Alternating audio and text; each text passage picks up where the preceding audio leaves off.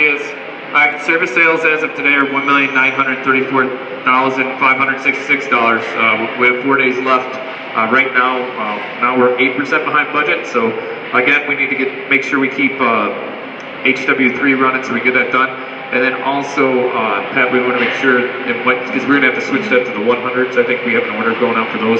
When that's done, it's going to be hot to get it, flip quick.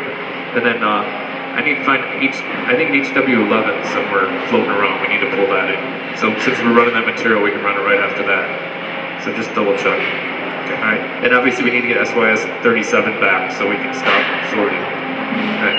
All right, a couple things that we had going on in blue. Jose, as we talked about, SYS 114 needs to get in and run it. Lewis, where's Lewis at? Hiding on me.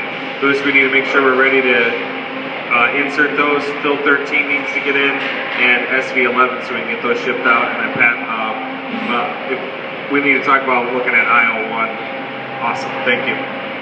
That's all I got. Okay.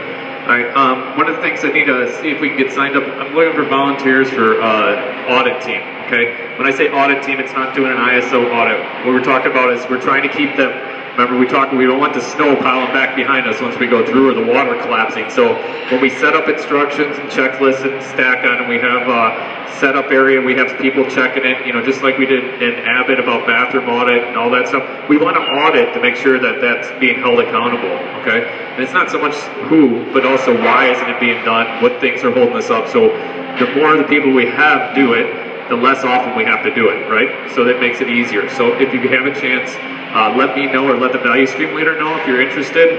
It's just, again, it's like 15 minutes at most to do an audit per day. So it's not like it's a long list of an hour or 2 hours to do it, okay? Also, we had an improvement. So Trent put up some of the dry erase poster boards over by, in red, and so that we can communicate what's going on, what things are being worked on, and also any maintenance issues. So obviously that really helps with trying to figure out what's going on. And the reason why it's so important is that we even talked about on third shift. How often does something go wrong when you're standing there? Next to never. All right, 1% of the time are you ever watching the press run that you're going to actually see something go wrong. So we have to communicate as much information when something does go wrong so we can identify what possibly could have caused that, okay? Because somebody's not just standing there watching the robot going in and out and making sure the part gets ejected the same way, falls the same way. When we do that is when we had problems. But normally, when the press goes down, the buzzer goes off, no one's standing there. So we got to try and pass on the information of what happened so we can get it's not the low-hanging fruit. We got to get the fruit on the top of the tree. So we got to do that, pass on that information. Let's give Trent a big hand for trying to figure out how to communicate. So nice job, Trent.